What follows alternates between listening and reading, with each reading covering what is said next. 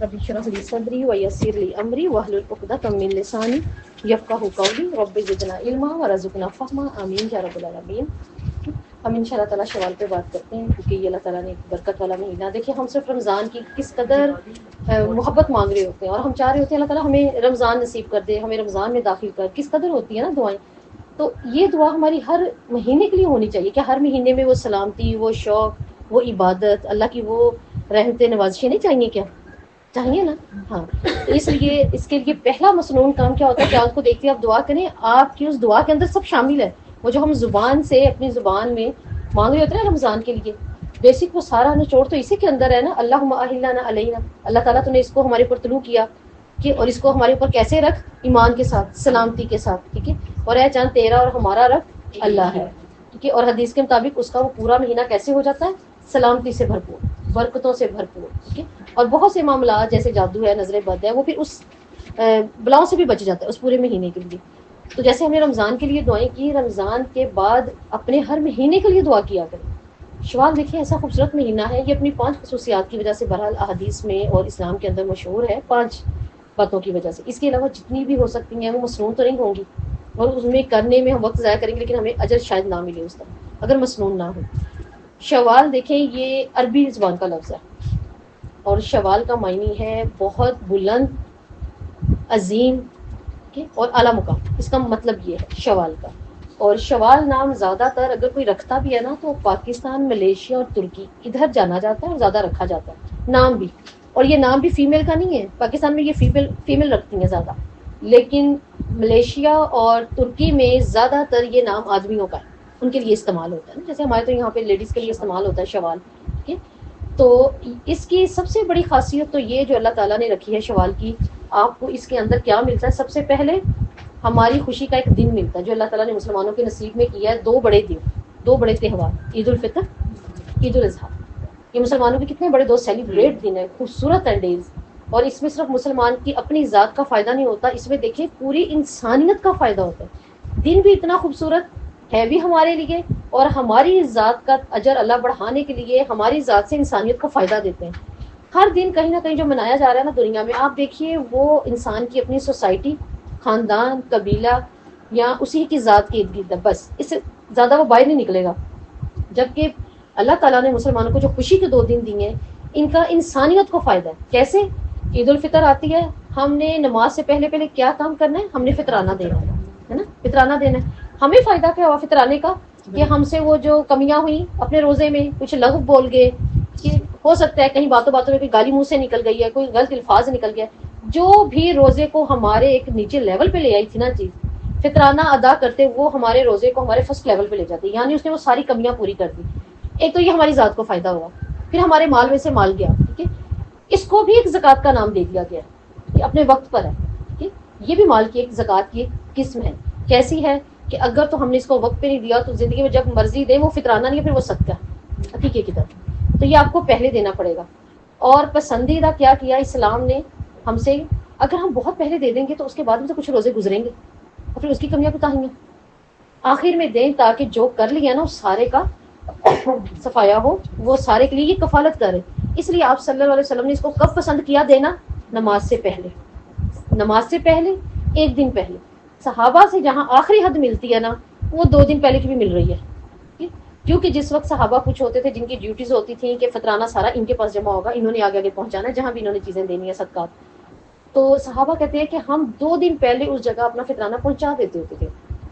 اور آخری حد کیا ہے؟ جب ہم نماز کے لیے بھاگ رہے ہوتے ہیں, بس دے دیں, یعنی نماز سے پہلے اس کو ادا کر دیا جائے تاکہ وہ ہمارے پورے مہینے کو کیا کرے؟ پاک بنا دے گا, صاف بنا دے گا.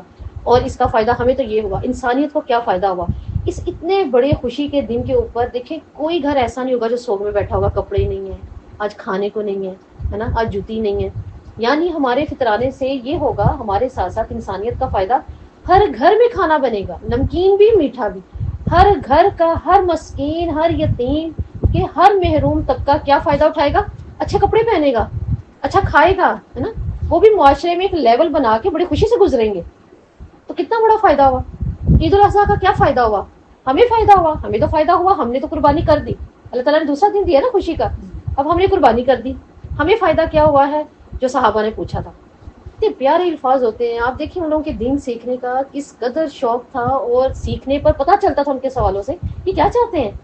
تو ایک صحابی نے کیا فرمایا, وہ کہتے ہیں یا رسول اللہ صلی اللہ علیہ وسلم چلیں یہ تو ٹھیک ہے ہم قربانی کرتے ہیں, اور اس کا مقصد کیا ہے؟ آپ صلی اللہ علیہ وسلم کہتے ہیں سنت ابراہیمی. وہ کہتے ہیں ٹھیک ہے وہ پوری ہو گئی سنت ابراہیمی, تو حضرت ابراہیم کی سنت پوری ہوئی, حضرت ابراہیم کو اس کا اجر ملا, انہوں نے ایک اچھا کام کیا, اللہ کا حکم مانا.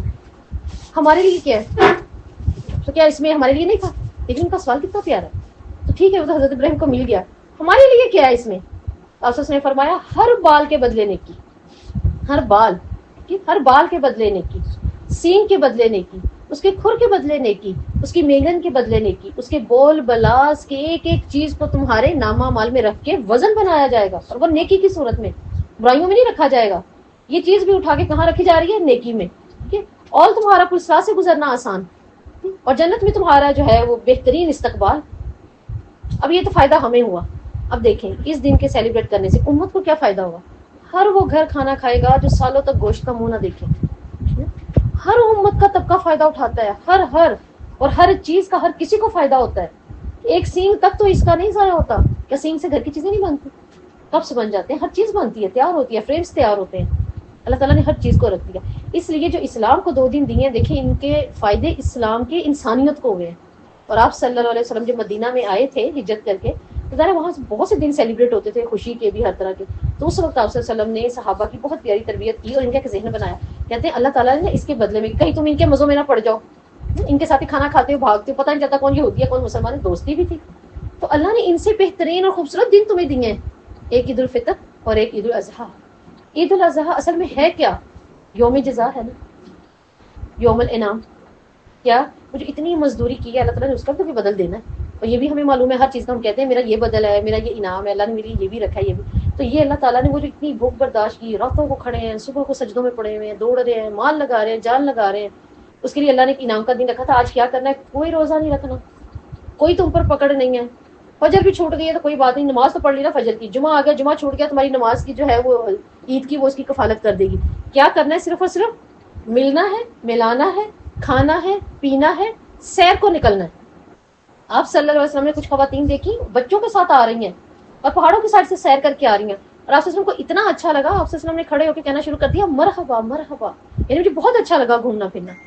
تو دیکھیں جیسے ابھی انہوں نے کہا ہم لوگوں کو الٹیمیٹ اتنے دن مل چکے ہیں کہ ہمارا یہ دن سو کے گزر جاتا ہے, جبکہ یہ منانے کا دن. عید کا مطلب کیا ہے؟ اود سے آئی. اود کیا ہوتا ہے؟ اچھل کرانے والی چیز, یعنی اود کرانے والی چیز کو کہا جاتا ہے. اور خوشی میں انسان کیا کرتا ہے؟ اچھلتا کودتا ہے نا. تو اس لیے یہ دن کس لیے؟ خوشی منائیں. نہیں ہے کوئی بلانے والا, نہیں ہے کہیں جانے والا, گھر پہ اپنے تو گھر کے 4 لوگ ہوں گے. اب جو آؤٹ آف سٹیز ہیں, جن کو کوئی ملنے والا نہیں ہے, آؤٹ آف کنٹریز ہیں, وہ لوگ کیا کرتے ہیں؟ آپ نے دیکھا وہ اپنی زندگی کو کتنا انجوائے کرتے ہیں, 2 لوگ بھی, 3 لوگ بھی اپنی لائف انجوائے کرتے ہیں. تو اس طرح سے اپنے بچوں کے ساتھ اس کو انجوائے کریں. اور یہ کہاں ہمیں ملتی ہے؟ شوال میں. کب آتی ہے؟ فرسٹ شوال. شوال آپ کو کتنا بڑا گفٹ دیتا ہے نا, بہت بڑا گفٹ ہے جو شوال ہمارے لیے لے کے آتا ہے. عید الفطر ایک تو اس کی یہ سب سے بڑی خاصیت. دوسری اس کی کیا فضیلت ہے؟ آپ صلی اللہ علیہ وسلم نے ایک دفعہ ایک اعتکاف رمضان میں نہیں کیا تھا. جو اعتکاف آپ نے کیا تھا نا بعد میں, وہ شوال میں کیا تھا, جس کی وجہ سے شوال کو یہ فضیلت حاصل ہے کہ آپ صلی اللہ علیہ وسلم نے اپنی زندگی کا اعتکاف شوال میں کیا, رمضان کا رہ گیا تھا ایک دن. اس کی تیسری فضیلت میں یہ ہے کہ شوال کے اندر, کیونکہ یہ مہینہ عربی منحوس سمجھا جاتا ہے. اب نہیں, پہلے یہ کیا تھا؟ عرب کے اندر منحوس سمجھا جاتا تھا. لوگ ڈرتے ہوئے اس میں نکاح نہیں کرتے تھے, نہ نکاح منگنی شادی, کیونکہ وہ کہتے تھے کہ جس کسی نے شوال کے اندر اگر شادی کی, نکاح کیا, تو یہ لازمی ہے کہ وہ طلاق ہوگی. تو وہ نہیں کرتے ہوتے تھے. دیکھیں جو گمان تھا وہ شیطان وہی گمان لے کے چلتا ہے آگے, جو انسان گمان بنا لے, اور وہ ایسا ہی ہوتا تھا. جبکہ یہ چیز کس پر ہے منحصر؟ انسانی معاملات پر. انسانی معاملات پر ہے نا, کہ کس نے ساتھ رہنا ہے, کس نے چھوٹ جانا ہے, یہ چلتی ہیں زندگی کی چیزیں. لیکن انہیں تھا کہ شوال میں جو شادی ہوگی ادھر تو ایسا ہوگا ہی ہوگا, وہ نہیں کرتے تھے. تو عائشہ رضی اللہ کہتی ہیں شوال کی سب سے بڑی فضیلت یہ ہے کہ آپ صلی اللہ علیہ وسلم نے شوال میں میرے ساتھ نکاح کیا, اور شوال میں میری رخصتی کر کے اپنے گھر لے کر کے. اور عائشہ اس چیز کو لے کر لوگوں پر کیا فخر کیا کرتی تھی, کہا کرتی تھی دیکھو مجھے بتاؤ مجھ سے بڑا نصیب کس کا ہو سکتا ہے. میری رخصتی بھی شوال میں ہوئی, میرا نکاح بھی شوال میں ہوا, اور میں محمد صلی اللہ علیہ وسلم کی بیوی, میں صدیق کی بیٹی, اور اپنے باپ کی ماں. کیسے؟ صدیق کون تھے؟ مومن, اور اللہ کے رسول کی بیویاں مومنوں کی مائیں ہیں. ٹھیک ہے, تو تو وہ کہتی ہیں کہ مجھے تو اللہ نے یہ اعزاز دی ہے شوال کی نسبت، شوال سے مجھے یہ اعزاز ملے ہیں 3. تو اما عائشہ کہتی ہیں کہ شوال کے اندر نکاح مجھے پسند ہے کہ شوال کے اندر نکاح کیے جائیں. اور پھر اما عائشہ نے لوگوں کو اس چیز کی ترغیب دی تھی کہ تم شوال میں نکاح کرو. تو شوال میں کیے ہوئے نکاح کیا ہے؟ اللہ تعالیٰ ان کو، اب جیسے علماء کا کہنا ہے کہ ہم دیکھتے ہیں کہ وہ زیادہ جو ہے خوبصورتی سے نبھائے جاتے ہیں. کیوں؟ تاکہ وہ ایک وہم نکلے، وہ ایک گمان انسان کا نکل جائے کہ شوال اس لحاظ سے بھی ایسا ہے. دوسرا شوال کی کو فضیلت دیکھیں، احد، جنگ احد شوال کی 6 تاریخ کو ہوئی تھی. اور حضرت حمزہ کس میں ہوئے تھے شہید؟ ہاں، شہدائے کیا ہیں یہ؟ سید الشہداء ہیں، یہ شہداء کے سردار ہیں، یہ بھی اسی میں. اور آپ صلی اللہ علیہ وسلم نے احد کے لوگوں کے ساتھ خطاب کیا تھا اپنے فوت ہونے سے 1 ماہ پہلے جا کر.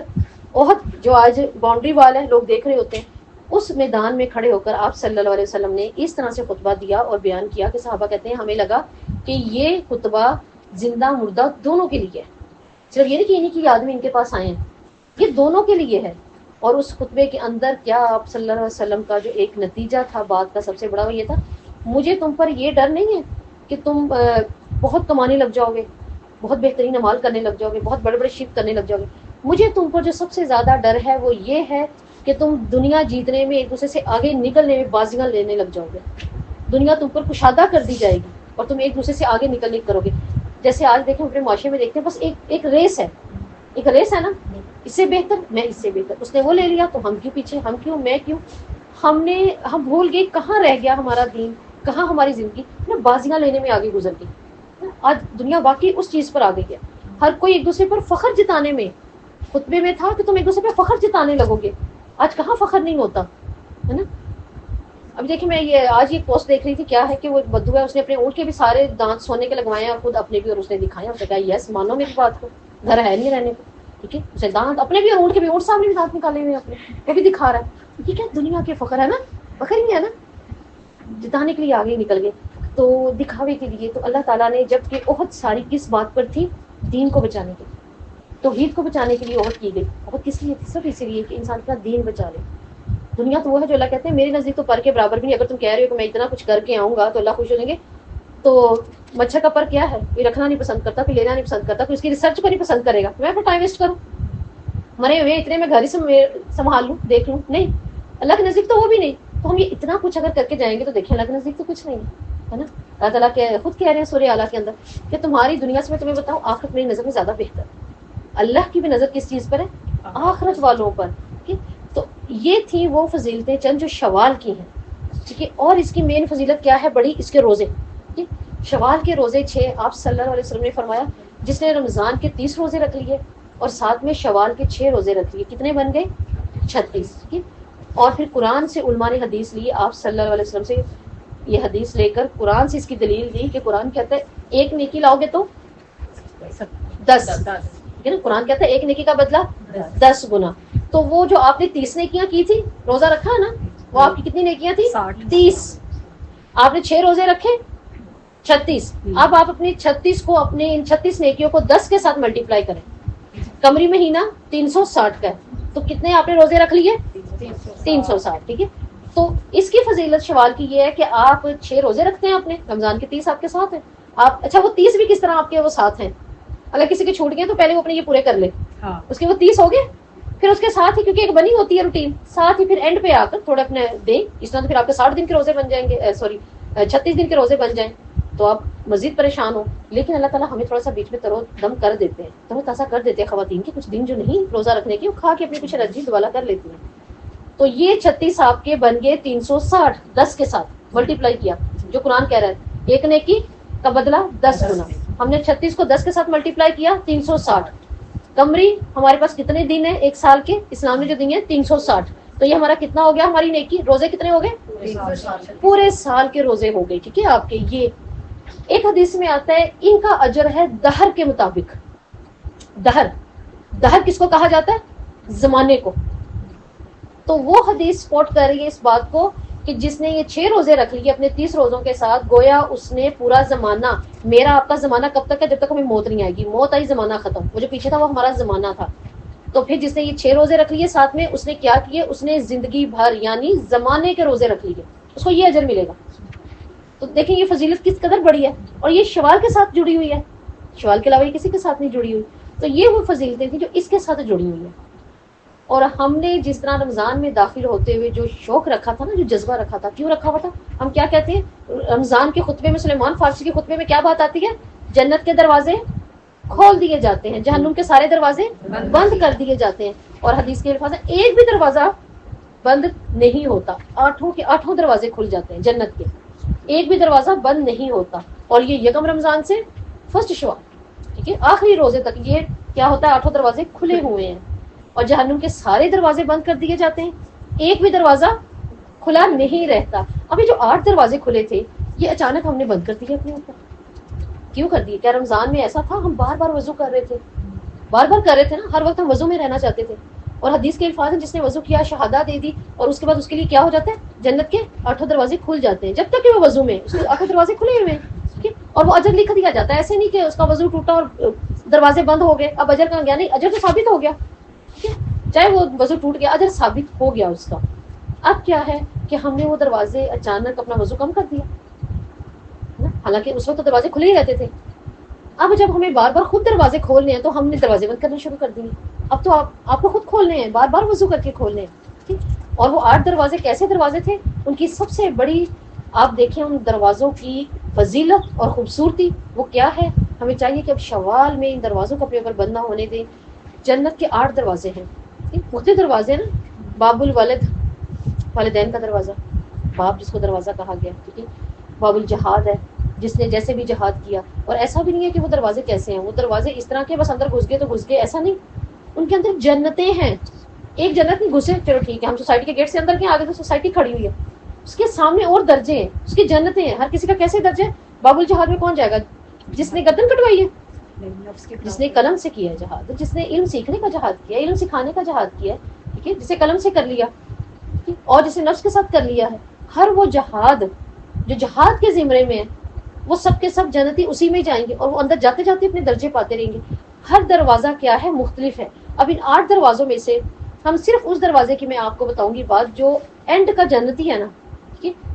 ابن مسعود نے کہا ہے جنت 3 ہے، 3 ہے کہ 3 درجوں میں، ان کے اندر تو بہت درجے ہیں، لیکن ابن مسعود نے جو بات کہی ان میں سے نا میں صرف آپ کو سب سے نیچے والے درجے کی ہم صرف بات کریں گے، شوال کو سامنے رکھتے ہوئے، تاکہ ہم ان دروازوں کا شوق رکھیں، ان دروازوں کو بند نہ کریں جو ہم نے کھولے تھے رمضان میں اپنے اوپر. اب یہ سب سے چھوٹا درجہ ہے، یہ سب سے چھوٹے جنتی کا معاملہ کیا ہے؟ ابن مسعود رضی اللہ، حضرت علی رضی اللہ اور کعب رضی اللہ، یہ تینوں بیٹھے ہوئے باتیں کر رہے تھے. اب اس کے اندر کیا ہوا کہ ابن مسعود کہتے ہیں کہ میں نے آپ صلی اللہ علیہ وسلم سے جو بات سنی تھی نا، چلو میں تمہیں وہ بتاتا ہوں. اور میں نے کیا بات سنی تھی ان سے کہ سب سے کم درجے کا جنتی وہ کیا ہوگا؟ سب سے کم درجے کا جنتی وہ جہنم سے نکلے گا. کیسے نکلے گا؟ بہت مشکل سے نکلے گا. کبھی اس کی ٹانگ گر جاتی ہے، کبھی اس کی بازو گر جاتی ہے، بہت مشکل سے اس نے کیا کیا ہے؟ اپنا ہاتھ ڈال ڈال کر باہر نکلا ہے. ابھی جو باہر نکلا تھا نا وہ کس لیے نکلا تھا؟ اللہ تعالیٰ نے اس کو ایک ناخن جتنی روشنی دی تھی، بہت کم. ابن مسعود کہتے ہیں وہ روشنی ایسی تھی، کبھی وہ جل جاتی تھی، کبھی وہ بجھ جاتی تھی. بجھ گئی، کہاں ہاتھ ڈالیں گے؟ گر گئے گھاٹی میں. پھر جل گئی، کوئی راستہ نظر آ گیا. وہ اسی طرح دیکھتا دیکھتا کبھی گر رہا ہے، کبھی مر رہا ہے، کبھی ٹوٹ رہا ہے. وہ اس چھوٹی سی روشنی کو لیتے ہوئے باہر آیا ہے. جب وہ جہنم سے باہر آ کر بیٹھا ہے تو اس وقت اس نے کیا کہا ہے؟ حدیث میں آتا ہے، وہ کہتا ہے الحمدللہ الذی ونجانی، اللہ تیرا شکر جس نے مجھے یہاں سے نکال دیا. دیکھیں کوئی کسی گھاٹی میں گر جائے اور وہ پھر وہ وہاں سے نکلے. جہنم کی تو گھاٹی کیسی ہے کہ آپ صلی اللہ علیہ وسلم صحابہ کے ساتھ بیٹھے ہوئے تھے اور یہ کتنے جو ہے وہ زوردار پتھر کی آواز آئی. تو صحابہ کہتے ہیں یہ کیسی آواز ہے اللہ آپ صلی اللہ علیہ وسلم سے، یا صلی اللہ علیہ وسلم. آپ صلی اللہ علیہ وسلم کہتے ہیں یہ 40 سال پہلے ایک پتھر گرا تھا جہنم میں، یہ آج گرا ہے. تو دیکھو وہ چڑھے گا، آسان ہے یہ پہاڑوں کو قلعہ کر لینا، سر پہ چڑھ جانا نا. اتنی نیچے کی گھاٹی سے اوپر آیا جاتا ہے نہیں. اور وہ کتنی مشقت کر کے آیا، اللہم اجرنا من النار، کس قدر مشقت کر کے اوپر آیا. تو بتائیں جو اوپر آ گیا ہے کہ آج کوئی وہ اندھیری گھاٹی سے نکل کے اوپر آئے اور سامنے ایک خوبصورت راستہ ہے، آبادی، وہ کیا کہے گا؟ الحمدللہ، ہے نا.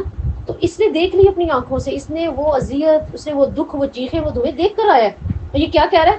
الحمدللہ اللہ تعالیٰ جس نے مجھے مجھے نجات دے دی اس پر سے. اب ابن مسعود کہتے ہیں یہ سامنے بیٹھا ہوا ہے اور جیسے ہی اس کی نظر سامنے پڑی اس نے کہا کتنی خوبصورت کچھ محلات نظر آ رہے ہیں. کہتا ہے اللہ تعالیٰ یہ خوشبو آ رہی ہے کہیں سے، یہ کہاں سے آ رہی ہے؟ یہ محلات بھی کچھ نظر آ رہے ہیں چمکتے ہوئے اور یہ ہیں بھی بہت خوبصورت. تو اللہ رب العزت کیا کہیں گے اس کو؟ یہ میری جنت ہے. کہتا ہے اچھا یہ بہت خوبصورت ہے اللہ تعالیٰ, خوشبو بھی اس کی بہت خوبصورت ہے, آپ ایسا کریں تھوڑا سا آگے اگر مجھے کر دیں. تو اللہ تعالیٰ کہتے ہیں کیا تیرے لیے یہ کافی نہیں کہ میں نے تجھے جہنم سے نکال دیا, یہ کافی نہیں تھا؟ کہتے ہیں اچھا پھر اللہ تعالیٰ ایسا کریں اس کے اور میرے درمیان دیوار کر دیں, کیونکہ میں کیا کروں, میری بے صبری تو ختم ہو, پھر مجھے صبر رہے گا کہ میں صبر نہیں کر پا رہا, تو آپ دیوار کر دیں میرے اور اس کے درمیان, مجھے کہاں بیٹھے نظر آ رہے ہیں یہ. تو دیکھیں اللہ تعالیٰ کی رحمت, دیکھیں اللہ نے دیوار نہیں کی. ابن مسعود کہتے ہیں اللہ تعالیٰ نے دیوار نہیں بنائی, اور کیا کہ وہ دیکھے جا رہا ہے, پھر اس کے بعد کہتا ہے پھر میں تھوڑا سا آگے ہو لوں. اللہ تعالیٰ کہتے ہیں میں تھوڑا سا کر دوں گا, لیکن اس کے بعد میں تمہاری بات نہیں مانوں گا. اس کا نام مانے, آپ مجھے تھوڑا آگے کر دیں. اب وہ پھر اپنی کولوں کے بل گھسڑتا ہوا تھوڑا سا آگے گیا. اب کیا ہے, وہ پھر کہہ رہا ہے اللہ تعالیٰ یہاں کچھ چیزیں نظر آ رہی ہیں مجھے نا, جیسے آبادی ہے, خوبصورت ہے, محلات ہیں, تو کیا میں اس کے اندر جا سکتا ہوں؟ تو اللہ تعالیٰ کہتے ہیں نہیں, تمہاری میری یہاں تک بات ہوئی تھی, اور بس اس بات کو یاد رکھو کہ میں نے تمہیں وہاں سے بچا لیا ہے. اب یہ پھر خاموشی سے بیٹھ جائے گا کہ اللہ تعالیٰ صرف اندر کی طرف کر دیں, میں اندر کی طرف ہو کے بیٹھ جاتا ہوں, اس دروازے کے پاس بیٹھ جاتا ہوں, پھر مجھے آپ کی عزت کی قسم میں آپ سے کچھ نہیں کہوں گا. اب اللہ تعالیٰ نے اس کو دروازے کے اندر کر دیا, اور آپ صلی اللہ علیہ وسلم نے فرمایا جنت کے دروازے, یہ جو دونوں سائڈز ہیں نا آپ کے دروازوں کی دو سائڈ ہے, اس کی چوڑائی کتنی ہے؟ آپ نے فرمایا مکہ سے بصرہ. مکہ سے بصرہ کیسے ہے؟ پہلے مکہ جائیں, پھر جدہ جائیں, پھر تبوک جائیں, تبوک کے بعد اردن جائیں ملک, ٹھیک ہے, اردن کے بعد سریا جائیں, سریا سے پھر آپ جائیں گے شام کی طرف, شام سے کافی دور جا کے بصرہ آتا ہے. کتنا دور ہے, کس قدر دور ہے. اور آپ صلی اللہ علیہ وسلم نے فرمایا ایک جنتی جب جنت کا دروازہ پار کرے گا نا تو 40 سال ہو جائیں گے پورے. اس کو دروازے کی وہ جو ہماری چھوٹی سی یوں آ گیا نا, ہمارا ایک قدم ہے, اتنے بڑے دروازے, اتنی بلند وسعت والے, اتنے خوبصورت. کیا نے فرمایا 40 سال میں کراس کر لے گا اپنا دروازہ. 40 سال کی یہ ایک وسعت ہے, اور اس کی چڑھائی دیکھیں, اور یہ کس قدر بلند اور بڑا دروازہ ہے. آپ صلی اللہ علیہ وسلم نے فرمایا آپ صلی اللہ علیہ وسلم جس وقت سفارش کریں گے تو دروازوں میں ایک بڑا دروازہ بھی ہے, ایک اور بڑا دروازہ ہے, اس کا نام ہے باب الایمن. اب آپ نے فرمایا یہ دروازہ کس کے لیے؟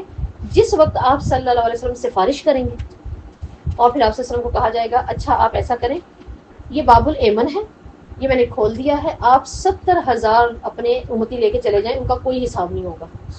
اللہم اجعلنا منہم, اللہ ہمیں بغیر حساب کتاب والا باب ایمن میں اللہ ہمیں داخل کر, ہے نا. آپ صلی اللہ علیہ وسلم 70,000 کو لے کے باب الایمن سے گزریں گے. آپ سوچیں 40 سال کی تو اس کی جانے کی, پار کرنے کی حد ہے, اور کہاں وہ مکہ سے بصرہ ہے چڑھائی. اور ایک حدیث میں آتا ہے ان 70,000 کے ساتھ 70,000 اور ہوں گے.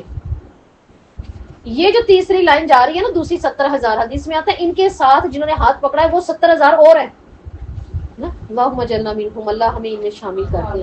کوئی حساب نہیں, کوئی کتاب نہیں, مزے سے جنت کھل گیا باب ایمن, ہے نا. کیا دنیا کے دروازے ایسے ہو سکتے ہیں؟ ہمارا بہشتی دروازہ ایسا ہو سکتا ہے؟ نہیں ہو سکتا نا, وہ اللہ کے دروازے ہیں. تو آپ نے فرمایا کہ یہ تو اس کی وسعت ہے, اور یہ جب اندر جائے گا اب یہ خاموش ہو جائے گا. اب یہ خاموش کیوں ہوا ہے, کس وجہ سے یہ خاموش ہوا ہے؟ اس نے قسم کھائی تھی. کیا قسم کھائی تھی؟ اللہ تیری عزت کی قسم, اب میں سوال نہیں کروں گا. اب یہ اس غیرت کو سامنے رکھتے ہوئے چپ ہے, لیکن اس کا دل نہیں لگ رہا, کیونکہ ابھی یہ سٹارٹ باؤنڈری پہ آ کے بیٹھا تھا. جیسے ہم کسی بھی محلے میں, علاقے میں جائیں گے, ہم پہاڑوں پہ جائیں گے, کیا مزہ ہے, آبادی تو وہاں نظر آ رہی ہے, مزہ تو وہاں ہے. اب اس کا دل للچا رہا ہے, یہ بار بار ادھر دیکھ رہا ہے, لیکن یہ قسم کھا چکا تھا, اب یہ بات نہیں کر رہا. اور دیکھیں علماء اس چیز کی فلنگ ان دا بلینکس کرتے ہوئے کہتے ہیں کہ اللہ تعالیٰ اس قدر مہربان ہے اور اپنی غیرت والا ہے اللہ تعالیٰ, کہ اللہ تعالیٰ کو پتا ہے کہ میرا بندہ مجھ سے مانگتا رہے. تو اللہ تعالیٰ اس کو کیا کہہ رہے ہیں؟ اللہ اس کو کہہ رہے ہیں تجھے اور کچھ چاہیے, جبکہ اس نے تو قسم کھائی تھی, وہ تو خاموش ہو گیا اپنی بات کی وجہ سے. تو کہتا ہے ہاں اللہ تعالیٰ مجھے وہ آبادی کے پاس بھیجے نا, مطلب وہاں رونق ہے, مجھے اچھا لگ رہا ہے.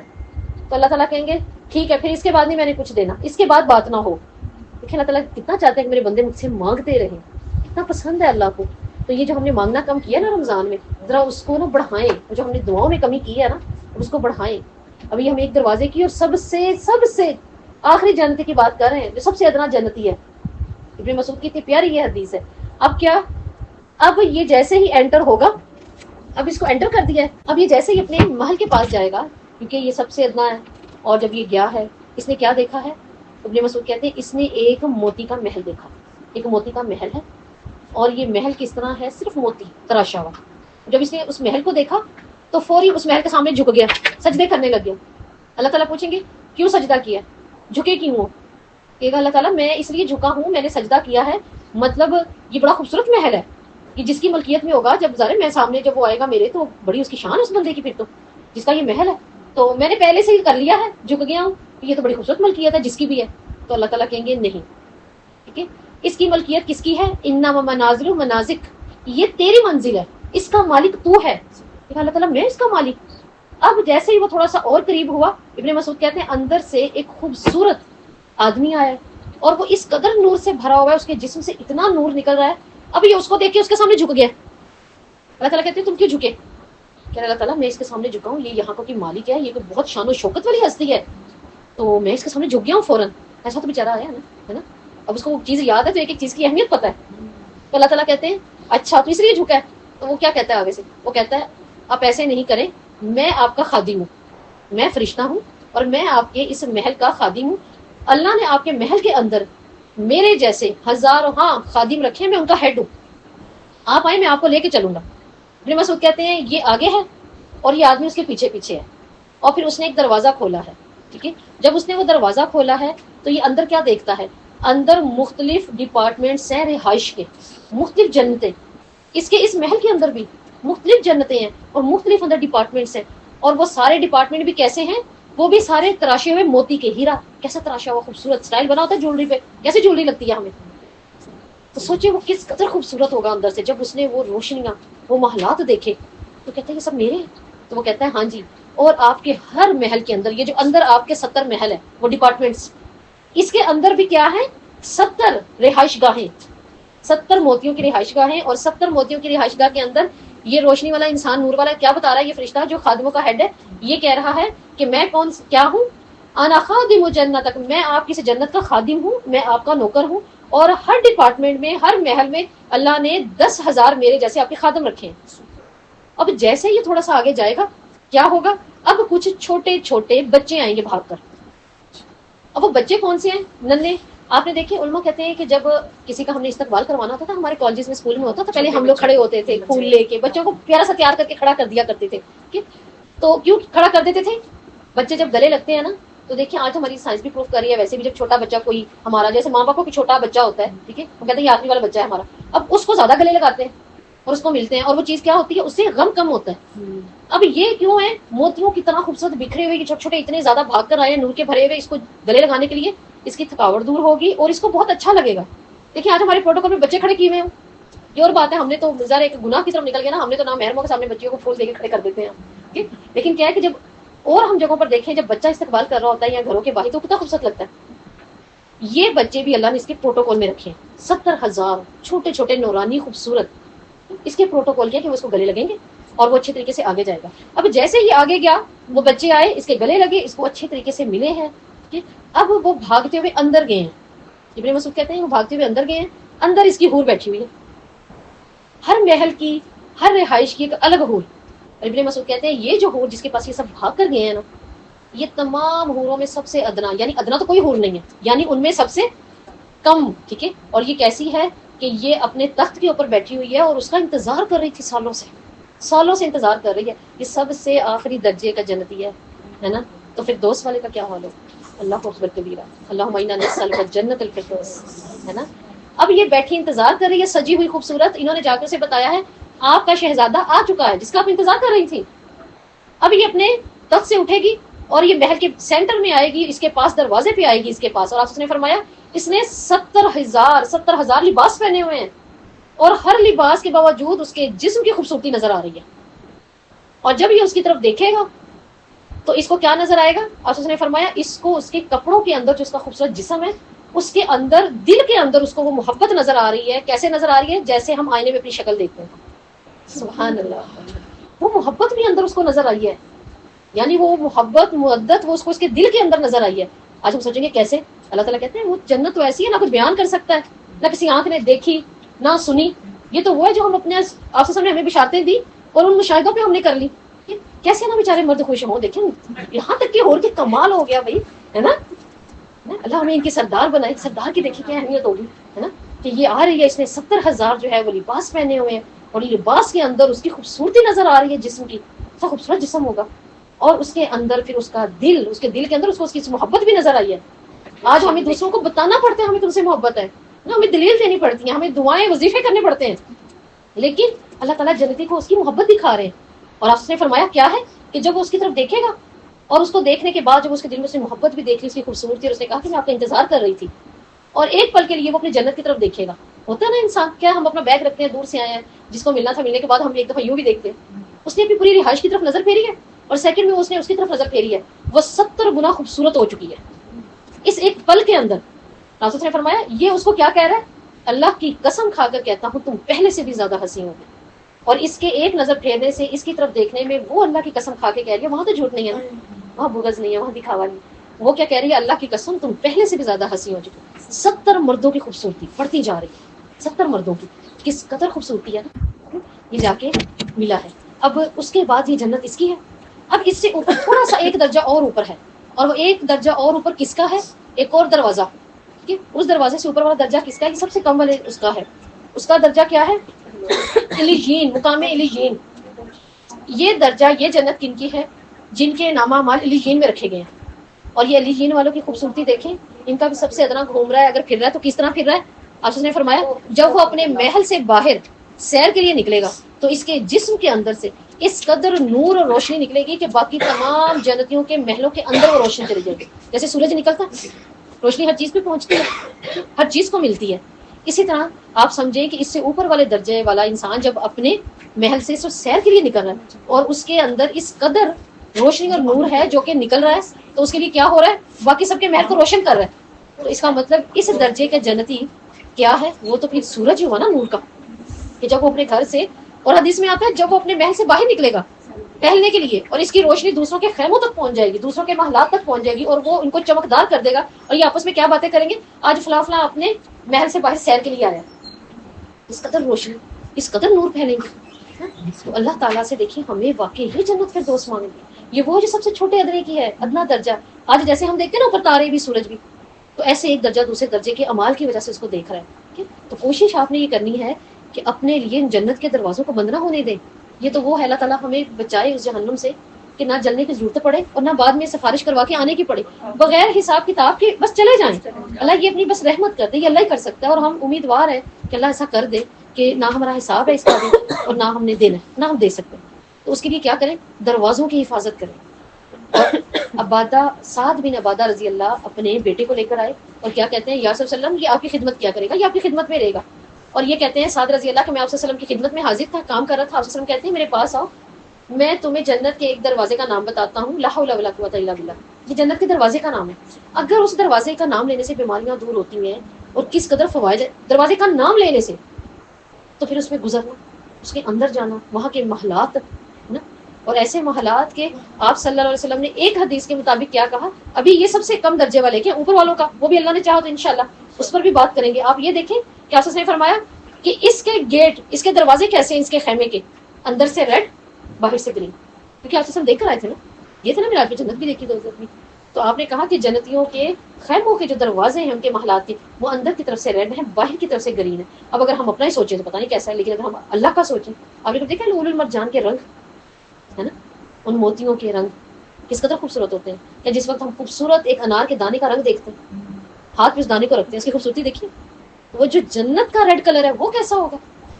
اور پھر اس کے لیے کیا ہے، جیسے اس کی آگے یہ حور اس کے پاس، ابھی یہ نیچے والی حور آئی ہے، تو اوپر بھی جو 70 حوریں بیٹھی ہوئی ہیں، ان کا کمال، ان کی خوبصورتی ابھی وہ ہیں. اور اس کو اندر داخل ہوتے ہی پہلے سے تمام مگ جام، حدیث میں آتا ہے اس کے تالے بھی موتی کے تراشے ہوئے، کیسے ہوں گے خوبصورت. اس کی چابیاں بھی موتی کے، اس کے مگ، اس کے جگ بھی موتی کے، اور اندازے کے مطابق بھرے ہوئے. قرآن کہتا ہے نا اندازے کے مطابق، یعنی اتنے پہلے سے بھر کے رکھے ہوئے ہیں کہ جب اس کا جتنا دل چاہ رہا ہے وہ پی لے. اٹھائے لے لیا گزر گیا، اٹھایا لیا گزر گیا، اندازوں سے بھر کے رکھے ہیں اللہ نے. اللهم انا نسألك جنة الفردوس. وآخر دعوانا الحمد لله رب العالمين. سبحانك اللهم وبحمدك